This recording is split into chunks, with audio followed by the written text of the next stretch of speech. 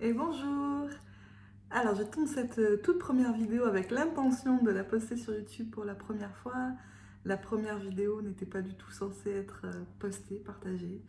Euh, L'élan du cœur a fait que ça a fait écho en moi et du coup j'ai partagé cette première vidéo. Et du coup je fais cette seconde vidéo sur ma chaîne YouTube autour d'un thème qui me tient à cœur depuis longtemps d'aborder un peu plus en profondeur qu'à travers quelques lignes sur Instagram. Autour du mental, des pensées et de l'enfer dans lequel peuvent nous enfermer ces pensées. Euh, Pourquoi cette vidéo? Parce que pour moi, dans l'accompagnement que je fais en thérapie à mon cabinet et les expériences que j'ai pu vivre de façon personnelle dans ma petite vie, euh, j'ai vraiment pris conscience de l'importance de nos pensées, de l'attachement que l'on a à ces pensées et surtout par quels moyens on peut arriver à sortir de ce mode de fonctionnement-là pour aller vers autre chose. Pour aller vers autre chose de beaucoup plus grand et de beaucoup plus agréable que le tyran qu'est notre mental. Les pensées, c'est le, c'est un phénomène cérébral de notre cerveau, il est câblé pour ça. C'est comme, il peut exister des phénomènes météorologiques, la pluie, le vent, les nuages, euh, la neige, etc. Ce sont des phénomènes météorologiques qui font partie de ce que sont les éléments de la nature et la météo. Les pensées font partie d'un phénomène juste normal de notre cerveau. On a estimé notre cerveau à produire 60 000 passées par jour en moyenne. Il y a beaucoup d'études qui ont été faites là-dessus et 60 000 pensées par jour, c'est juste énorme. Euh, En sachant que notre regard va très souvent, presque toujours se porter sur les pensées. J'aime pas le mot négatif parce qu'il n'y a pas de négatif de positif, mais on va dire qui procure une sensation désagréable chez nous parce que on est encore une fois câblé pour survivre, voilà, pour survivre. Le cerveau reptilien, lui, veut juste vivre. Donc, qu'est-ce qu'il va prendre en compte en premier? C'est tous les signaux d'alerte, toutes les pensées négatives, tous les attention et si, etc. Parce que ça le permettra d'éviter de se mettre en danger et pour préserver l'espèce humaine. Et, euh, et de ce mode de fonctionnement de survie, on en a fait aujourd'hui un tyran, vraiment. Ça ressort énormément dans mes consultations et chez chacun d'entre vous. Hein, je pense que c'est flagrant. On n'a pas besoin de faire une dissertation de 3 heures pour exprimer à quel point le mental et les pensées sont très présentes, envahissantes, parfois obsédantes, parfois intrusives. Euh, Intrusive, ça veut dire que des pensées nous viennent, elles ne nous appartiennent pas, on ne les cautionne pas et pourtant elles traversent le champ de conscience et c'est là. Et c'était vraiment sur ce point-là que je voulais échanger avec vous aujourd'hui pour vous donner des petits exercices, mais vraiment tout simples et qui pourtant sont pas forcément faciles, mais des petits tips pour vous désidentifier de vos pensées. Parce que la souffrance, euh, la douleur, tout ce qui est généré en termes d'anxiété, de peur, d'angoisse, de tous les sentiments, tout le panel d'émotions que va créer la pensée, c'est l'attachement que l'on a à cette pensée et à quel point on s'identifie. On souffre de nos pensées parce qu'on s'identifie à cette pensée. C'est comme si cette pensée, c'est nous.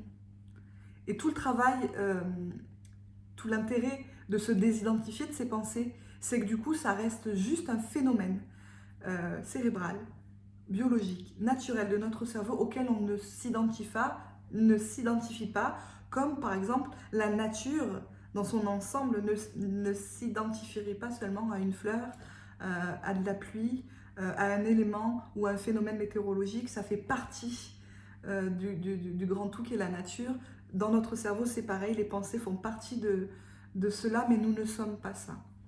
Et combien de fois on croit que l'on est ces pensées-là, qu'on s'identifie à ces pensées, qu'on nourrit ces pensées, que ces pensées créent euh, tout un phénomène émotionnel, sensoriel, phénoménologique au niveau des sensations dans notre corps qui fait que on s'agrippe à cette pensée, on s'identifie à cette pensée. Et ça, euh, ça peut nous mener très loin.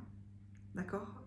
Le mental, il peut nous bluffer, il peut nous faire croire tout ce qu'on veut à propos de nous-mêmes, il peut nous raconter tout un tas d'histoires qui est complètement fausse, mais à laquelle on va adhérer parce qu'on est identifié aux pensées.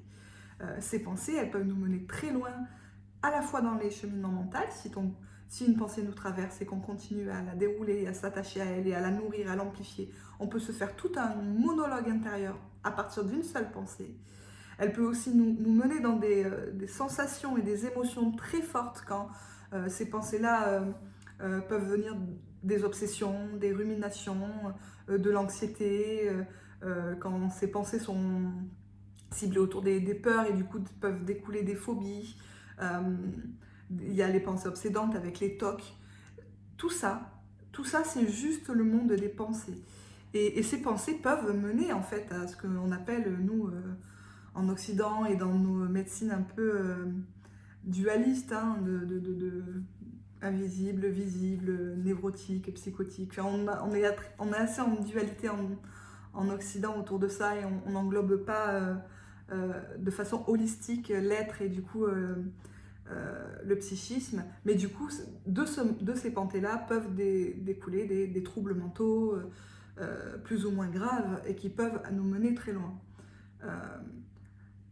Qu'est-ce qui au départ fait que ces pensées-là deviennent douloureuses, que ces pensées-là nous mènent loin dans nos émotions, que ces pensées-là nous font croire tout un tas de choses sur nous qui sont complètement fausses? C'est l'adhésion que l'on fait à ces pensées. Si on se désidentifie de la pensée dès le départ, il ne se passe absolument rien puisque nous ne sommes pas cette pensée-là. Prenons un exemple, une pensée que 100% de cette population à un moment donné de sa vie a pu expérimenter, c'est je suis nul, je ne vais pas y arriver. Donc, qu'est-ce que c'est la pensée? Il y a le champ de conscience, énorme. Le champ de conscience autour du mental, hein, parce qu'évidemment, il est immensément indéfinissable. La conscience est immense. Mais on va essayer dans cette dimension humaine et terrestre à la mentionner ici. Ça, c'est la conscience psychique mentale. D'accord?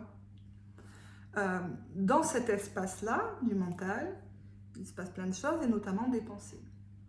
Imaginez cette pensée qui vient de nulle part. Hein. Attention, elle vient en soi de nulle part. C'est qu'une pensée.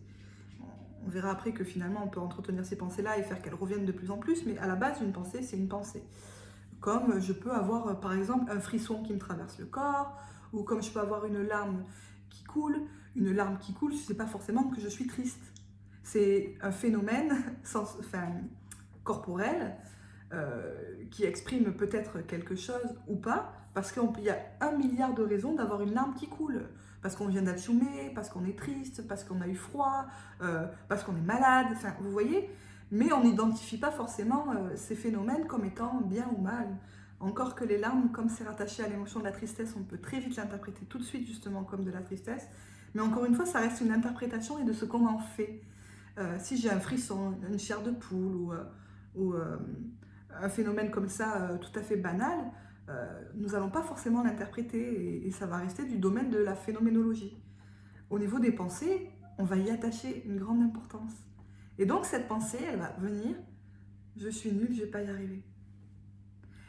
Qu'est-ce qui se passe là? Est-ce que la problématique vient du fait que dans ce champ de conscience, parce que c'est son mode de fonctionnement naturel, une pensée traverse ce champ de conscience? Est-ce que c'est ça le problème? Ce n'est pas un problème, c'est naturel, c'est ce que nous, on en fait un problème. On en fait un problème, pourquoi? Parce qu'au moment où la pensée rentre dans le champ de conscience, on s'y identifie.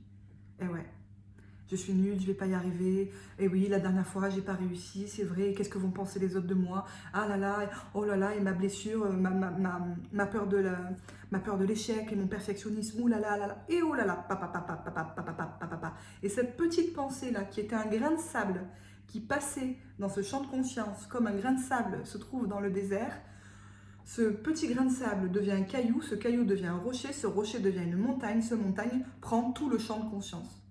Et tout le champ de conscience est complètement accablé par cette petite pensée, parce que au départ, on s'est identifié. Et de là va découler tout un phénomène mental qu'on va nourrir et entretenir. Tout papa. Et oui, il avait raison, nanani, nanana. Toutes les histoires qu'on se raconte. Tout ça, c'est la pensée, au départ, à laquelle on s'est identifié et qu'on est venu nourrir. Il y a une deuxième chose, c'est qu'il y a un lien très intime entre les pensées et les émotions.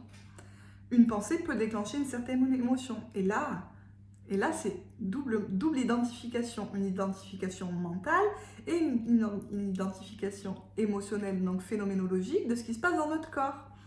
Euh, euh, donc, je suis nulle, je ne vais pas y arriver. Paf, identification à cette pensée. Le mental commence à faire son histoire. Et là, l'angoisse ou la peur ou toute autre émotion qui vient nous traverser vient donner du coffre.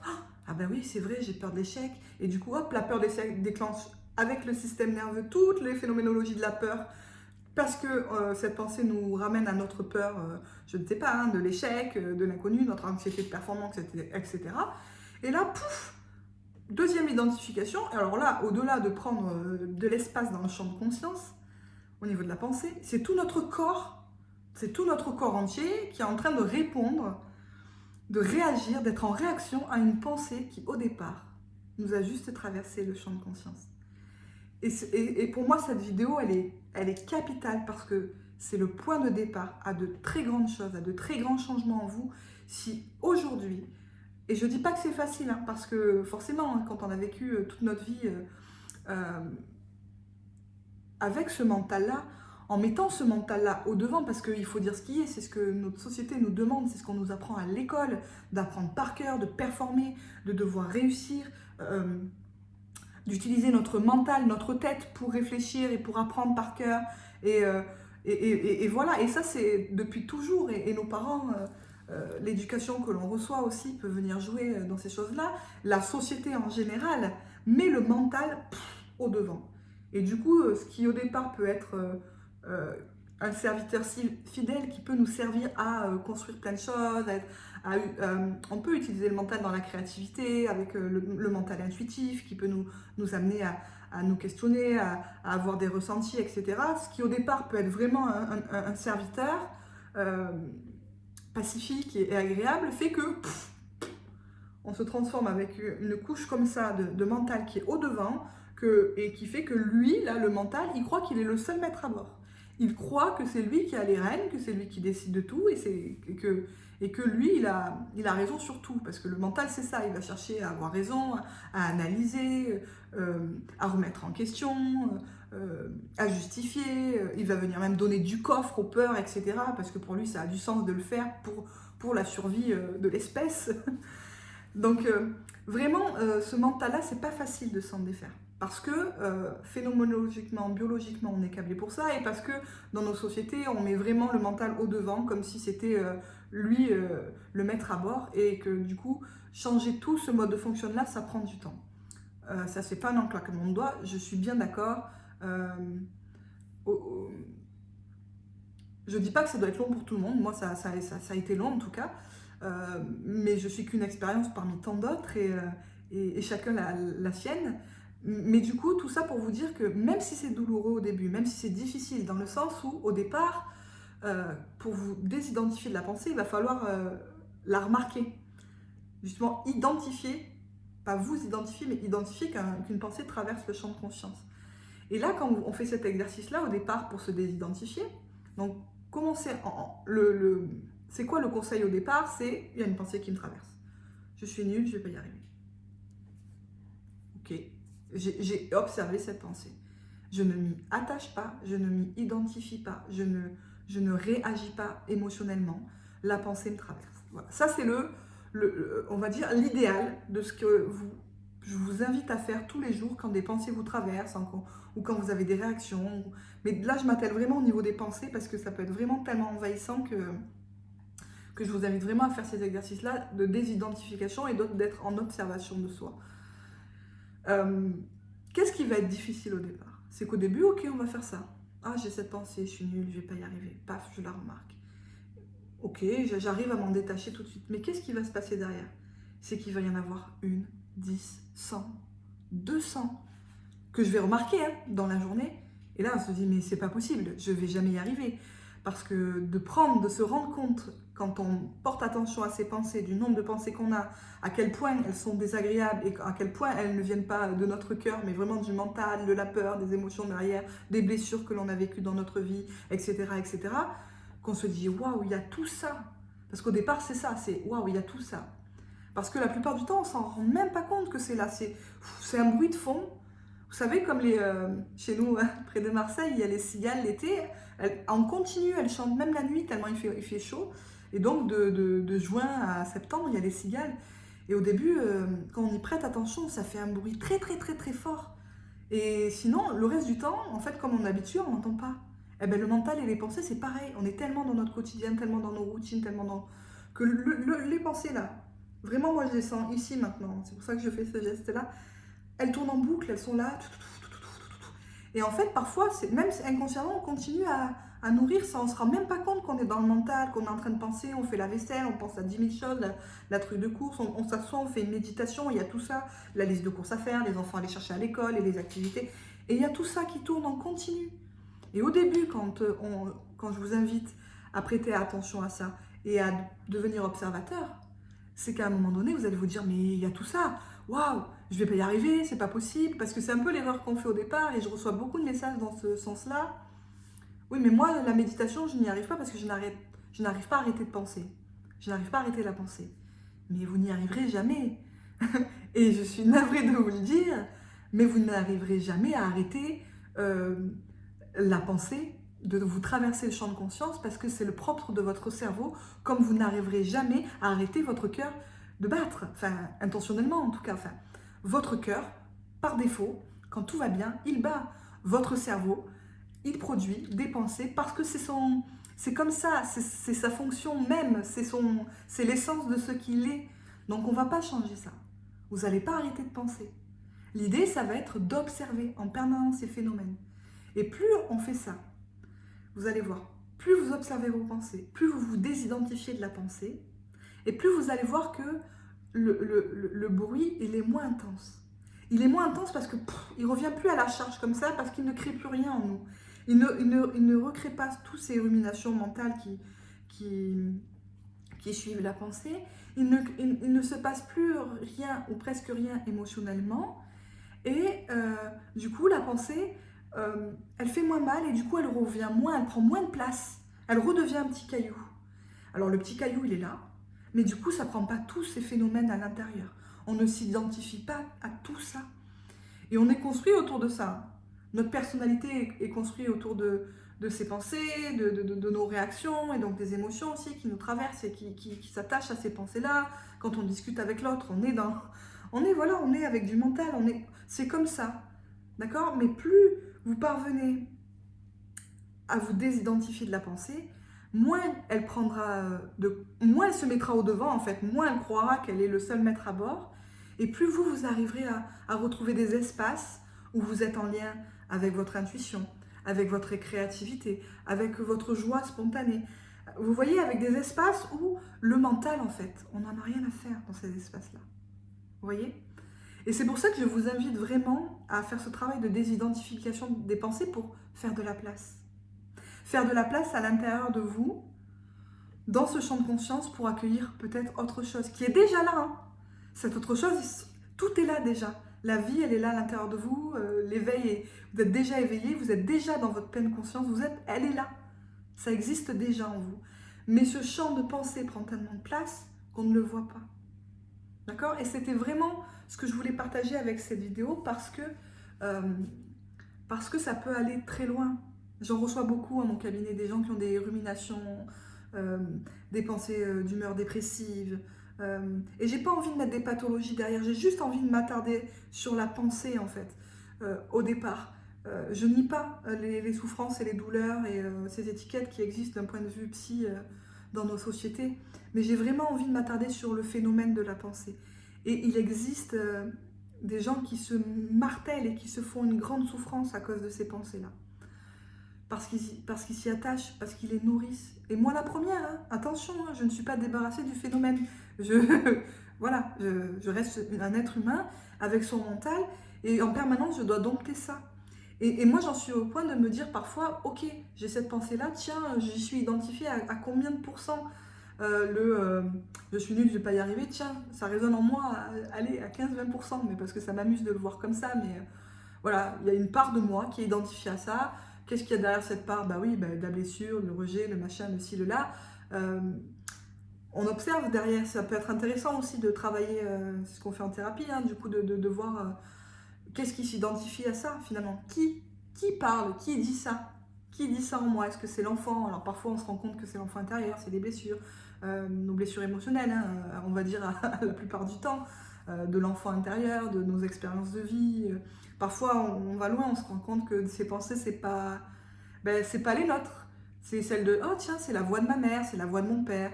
Oui, j'ai toujours entendu ça dans mon enfance.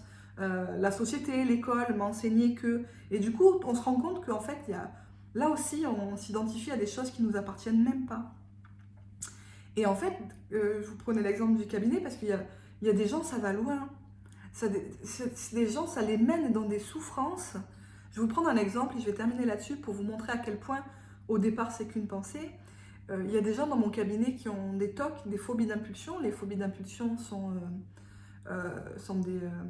la peur, donc il y a quand même une émotion derrière, la peur de commettre un acte irrépressible, violent, euh, moralement, moralement pas justifié. Et ces pensées-là, ces images-là qui leur traversent la tête sont pas du tout révélateurs de la nature profonde de ce qui les habite, ou c'est juste une pensée.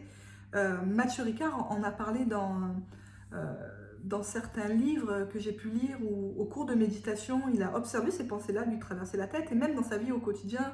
Je crois qu'une fois, il explique qu'il est au petit déjeuner avec sa fille, en train de manger, il est en train de se faire sa tartine, il a son couteau dans la main, et là, il a la pensée, et si je prenais le couteau et que je plantais ma fille? Donc évidemment, Christophe André, qui est qui est un psychiatre, adepte de la pleine conscience, etc., pour ceux qui ne le connaissent pas, euh, il est déjà dans ce mécanisme-là d'observation de ses pensées, donc la pensée ne lui a rien créé, il ne s'y est pas attaché, il ne s'y est pas identifié, et du coup, la pensée lui a traversé l'esprit comme un phénomène cognitif qui traverse le champ de conscience, et il ne s'y est pas attaché, et ça n'a rien créé chez lui. Imaginez une personne, voilà, avec les blessures qu'elle a, les valeurs qu'elle a, les peurs qu'elle a, qui vit la même chose et qu'elle, elle s'identifie à ça. La même scène, elle est à table avec ses parents et elle se voit prendre le couteau et planter ses parents. Mais imaginez ce qui se passe en elle. Déjà, elle s'identifie à cette pensée. La pensée est tellement horrible, morbide, exécrable. Voilà, c'est le propre d'un TOC. Hein. Le TOC, c'est une intrusion dans le champ de conscience et ça va tourner à l'obsession parce qu'on ne veut pas de cette pensée-là. Et plus on chasse cette pensée, plus on veut chasser cette pensée, plus elle revient, elle revient, elle revient. Hein, c'est l'histoire de ne pensez pas à un éléphant rose à plumes. Et là, là, maintenant, vous êtes en train de voir ou d'imaginer un éléphant rose à plumes parce que je vous ai dit de ne pas y penser et du coup, ça reste là dans votre champ de conscience, dans votre cerveau. Et bien, ces gens-là, ils s'identifient à cette pensée, ils se disent mon Dieu, mais qu'est-ce qui m'arrive? Est-ce que je suis capable de le faire? Mais oui, c'est vrai, si j'étais une psychopathe, et si j'étais un tueur en série, et si j'étais en train de devenir folle, et si j'étais. Et voilà, et papa, et de là, de cette identification mentale à cette pensée au départ, il y a tout un monde émotionnel et phénoménologique qui va se mettre en place. Et oui, ça déclenche des crises d'angoisse et des peurs énormes qui vont prendre corps dans tout notre corps, à la fois physique, à la fois émotionnel, à la fois dans notre corps de souffrance. Et du coup, cette pensée-là va revenir en boucle et encore parce que elle crée quelque chose en nous. Et comme il crée quelque chose, eh ben hop, le cerveau il se dit il y a danger là, il se passe quelque chose dans le corps au niveau des phénomènes. Pour moi qui suis câblée à être en mode survie, je vais renvoyer le truc pour prévenir en fait la personne qui a un danger, alors que non. Et imaginez, ces gens se plongent dans des états de détresse psychique profonde, mais profonde. Je les vois vraiment. Déjà, au départ, ils en ont honte, donc ils le gardent pour eux, parce qu'ils n'osent pas parler de ça, et ça reste là à l'intérieur, avec eux seuls. Et ça aussi, c'est très difficile pour eux. Mais ça les plonge dans des désarrois. Et quand on sait qu'au départ, c'était qu'une pensée, et des gens restent bloqués des années hein, là-dedans, parce que déjà, il faut arriver à en parler, il faut aller à se faire aider arriver à se faire aider, parler de ça, parce que sans avoir peur de passer pour un fou ou un psychopathe, parce que c'est ce que ces gens croient à un moment donné, eh ben, il reste avec ces pensées-là des années et ça crée des crises d'angoisse, des attaques de panique, des troubles anxieux, des dépressions, voilà, des états de souffrance extrême. Alors qu'au départ, quand on y pense, ce n'était qu'une pensée. Si cette pensée-là, elle avait traversé le champ de conscience et qu'on ne s'y était pas attaché, qu'on ne s'y était pas identifié, qu'on n'avait rien créé autour de cette pensée-là, le trouble ne se serait jamais développé. Et ça, c'est un truc de dingue parce que j'aimerais tellement aujourd'hui qu'on apprenne ça dès le plus jeune âge à l'école. En fait, qu'on enseigne aux enfants que non, vous n'êtes pas vos pensées et que ces pensées-là, elles commencent tôt. Je suis nulle, je ne vais pas y arriver. Non, cet exercice, j'y arriverai pas. Euh, tiens, essaye de faire ça. Et ben non, je ne vais pas y arriver. Je suis trop petit, je suis trop nul. C'est dangereux. Tout ça, l'enfant déjà s'identifie très jeune. Et ça serait tellement génial que dès le départ, on enseigne aux enfants que les pensées, c'est juste une pensée, que ça peut nous limiter, que ça se transforme en croyance et que tout ça, ça enferme. Alors qu'en fait, une pensée, c'est juste une pensée. Et c'est surtout ce qu'on en fait de cette pensée. Et c'est pour ça qu'après, en sophrologie et dans plein de pratiques, on a développé la pensée positive, même si j'aime pas ce terme-là, mais en fait, c'est tous les outils pour essayer de contrebalancer ces phénomènes-là naturels dans notre cerveau et pour essayer de ramener des sillons positifs, des choses agréables, parce que sinon le mental, lui, il continue son chemin, il continue sa petite route, et justement, au contraire, plus on s'identifie aux pensées, plus le mental, il prend du coffre, plus il est pimpant là sur son cheval, tout fougueux, qui part dans tous les sens, alors que lui, il veut pas perdre sa place, donc il va rester là, et vraiment, c'était vraiment le but et le message de cette vidéo, et j'espère qu'il sera passé. C'était de vous inviter à vous désidentifier de la pensée.